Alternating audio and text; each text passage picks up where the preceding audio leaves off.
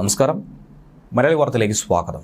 വീറും വാശിയുമേറിയ ഒരു പ്രചാരണ ചൂടാണ് രാജ്യ തലസ്ഥാനത്ത് അരങ്ങേറിക്കൊണ്ടിരിക്കുന്നത്.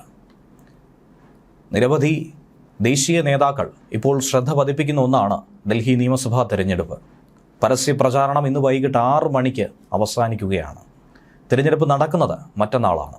ഇന്ന് വൈകുന്നേരം 6 മണി മുതൽ നിശബ്ദ പ്രചരണം ആരംഭിക്കും. അവസാന 48 മണിക്കൂറിൽ സംഭവിക്കാൻ പോകുന്ന മാറ്റങ്ങൾ തന്നെയാണ് ഇവരും ഉറ്റുനോക്കുന്നത്. പലതരത്തിലുള്ള മാജിക്കുകൾ ഈ 2 ദിവസത്തിനിടയിൽ സംഭവിക്കുമെന്നാണ് ഇവരും പറയുന്നത്. എന്നാൽ ഈ സമയത്തിനുള്ളിൽ ഡൽഹിയാണ് ഏറ്റവും അധികം സുരക്ഷാ പ്രശ്നങ്ങൾ കൂടി അലട്ടുകയാണ്. നിയമവിരുദ്ധമായി കൂട്ടം കൂടുകയോ പൊതുയോഗങ്ങൾ സംഘടിപ്പിക്കുകയോ ചെയ്തു കഴിഞ്ഞാൽ അതിശക്തമായ നിയമ നടപടികൾ തന്നെ സ്വീകരിക്കുമെന്നാണ് തിരഞ്ഞെടുപ്പ് കമ്മീഷൻ അറിയിച്ചിരിക്കുന്നത്. വീറും വാശിയുമേറിയ ഈ പ്രചാരണത്തിൽ പ്രധാനപ്പെട്ട നേതാക്കളൊക്കെ തന്നെ എത്തുന്നുണ്ട്. പ്രത്യേകിച്ച് കേരളത്തിൽ നിന്നുള്ള കേന്ദ്രമന്ത്രിയായ സുരേഷ് ഗോപി അടക്കം ഡൽഹിയിലെത്തുമെന്ന സൂചനയും ലഭിച്ചു. ബജറ്റിലെ ആദായ നികുതി ഇളവടക്കം പ്രത്യേകിച്ചും ഡൽഹി തിരഞ്ഞെടുപ്പിനെ വലിയ തോതിൽ സ്വാധീനിക്കുമെന്നാണ് പ്രതീക്ഷിക്കുന്നത്. ഈ പ്രഖ്യാപനം വലിയ ആനുകൂല്യമാക്കി മാറ്റാൻ BJPക്ക് സാധിക്കും.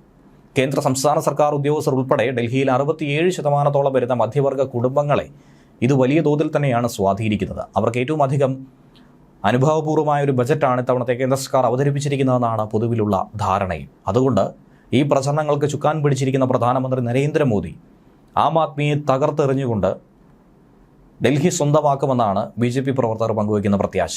മറുഭാഗത്ത് കെജ്രിവാളിന്റെ നേതൃത്വത്തിൽ ശക്തമായ പ്രചരണ പരിപാടികൾ തന്നെയാണ് ഇത്രയും ദിവസം നടത്തിയത്. ഇന്നലെ RK പുരത്ത് ഉൾപ്പെടെ BJP 51 പ്രചരണ പരിപാടി സംഘടിപ്പിച്ചു. ഇന്നും അതുപോലെ തന്നെ പരിപാടികൾ സംഘടിപ്പിക്കുന്നു. പ്രധാനമന്ത്രി അടക്കം മുഖ്യ ആകർഷണമാക്കും. മറുഭാഗത്ത് കോൺഗ്രസിന് വേണ്ടി രാഹുൽ ഗാന്ധിയും പ്രിയങ്ക ഗാന്ധിയും ഒക്കെ തന്നെ പ്രചരണത്തിന് എല്ലാ നേതൃത്വവും നൽകുന്നു. പ്രിയങ്ക ഗാന്ധി അടക്കം കഴിഞ്ഞ ദിവസം സീമാപുരിയിലടക്കം വലിയ പരിപാടികൾ തന്നെയാണ് നടത്തിയത്. ഇതിൽ വലിയ തലവേദനയായി മാറുന്ന ഒരു വിഷയമെന്ന് പറയുന്നത് രാജിവെച്ച MLA-മാരൊക്കെ ആം ആദ്മിയിൽ നിന്നും BJPയിലേക്ക് പോവുകയും പ്രചരണ മേഖലയിൽ സജീവമായി മാറുകയും ചെയ്യുമ്പോൾ ആ വോട്ടുകളൊക്കെ എങ്ങോട്ട് മറിയും എന്നുള്ള ആശങ്കയാണ് പങ്കുവയ്ക്കുന്നത്. ആ വോട്ട് ആം ആദ്മിക്ക് നഷ്ടമായി അത് BJPക്ക് മുതൽക്കൂട്ടാകുമോ എന്നാണ് പരിശോധിക്കുന്നത്. ആം ആദ്മിയുടെ പ്രചരണത്തിന് വേണ്ടി ദേശീയ കൺവീനറും മുൻ മുഖ്യമന്ത്രിയുമായിരുന്ന അരവിന്ദ് കെജ്രിവാളും ഇപ്പോഴത്തെ മുഖ്യമന്ത്രി അതിഷിയും പഞ്ചാബ് മുഖ്യമന്ത്രി ഭഗവത് മാനും ഒക്കെ തന്നെ നേതൃത്വം നൽകി മുന്നോട്ട് പോവുകയാണ്. വലിയ തോതിലുള്ള പ്രതീക്ഷ തന്നെയാണ് ആം ആദ്മിയും കോൺഗ്രസും BJPയും പങ്കുവയ്ക്കുന്നത്. വാശിയേറിയ ത്രികോണ പോരാട്ടത്തിന് തന്നെയായിരിക്കും കളമൊരുങ്ങുന്നത്.